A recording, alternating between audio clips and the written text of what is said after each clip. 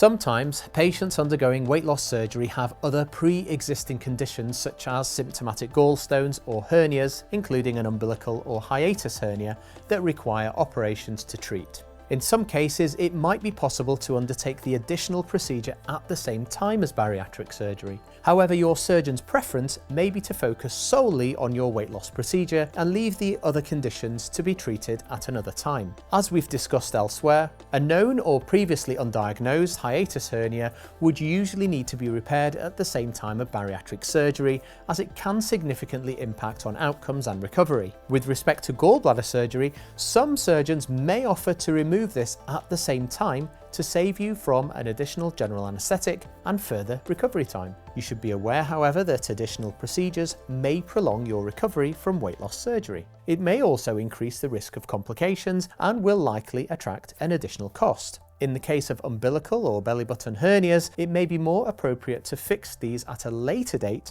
once you have lost weight to reduce the risk of these reoccurring.